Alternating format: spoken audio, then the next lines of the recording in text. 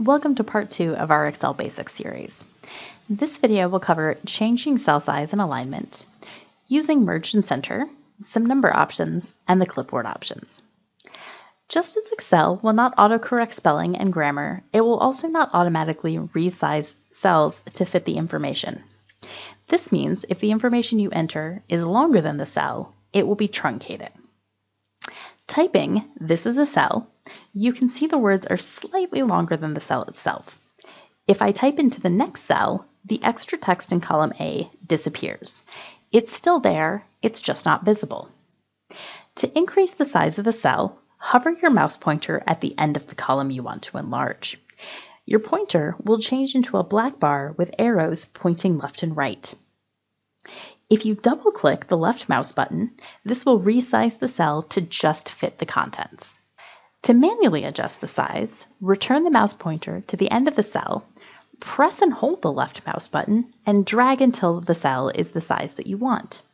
This also works for adjusting the height of rows. The alignment of cells can also be changed to facilitate labels and other text. To change a cell's alignment, click into the relevant cell and then click the desired alignment. The top row includes the vertical alignment, and the second row includes the horizontal alignment. So, top, middle, and bottom for vertical, and left, right, and center for horizontal. You can do any combination of these in order to put your text exactly where you want it in the cell. You can also change the cell orientation using the button marked AB with the diagonal arrow. Angle or rotate text as needed.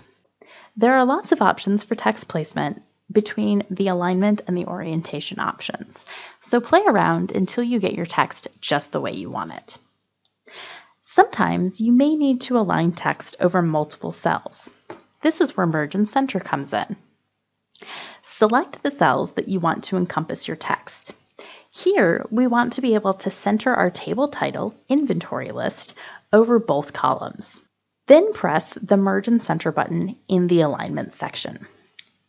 This creates a single cell out of the original two cells and then centers the text. It will delete any text that was not in the left-hand uppermost cell. We would need to retype list in our label because, as you can see, it's been deleted. Since Excel handles a lot of data and formula, it provides a variety of different options for formatting numbers. The number section of the home toolbar has quick buttons for turning something into dollars or a percentage, adding a comma, or moving a decimal place. You can see here that using the number 1000, we are able to change that into $1,000 or into 1000%, to add a comma to make the number easier to read, or to add or remove decimal points at the end of the number. A longer list of options is available via the drop-down menu. Use the More Number formats to see all of the choices. Let's take a look at a few of our number options using the Advanced Number Format menu. So when we open our Advanced Number Format menu, you'll see on the left all of the different categories. For example, number.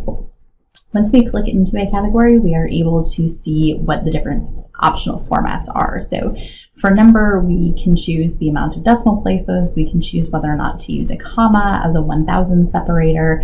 And then we can see how we want negative to be represented. Do we want it to have a negative sign, to just be in red, to just be in parentheses, or to be in red in parentheses?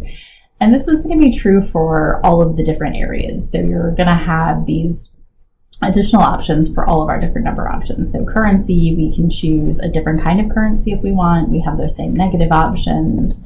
For date, we can choose how we want our dates to appear. So if we choose, for example, we want it to have the month, the day, and then the full year. If I were to then go in and type in 1/29, it would automatically change it to 1/29/2021. You see this also with time. We have percentages for how many decimal places we want to go. You also have a text option. So if you need something to stay as it is, you can just set it as text.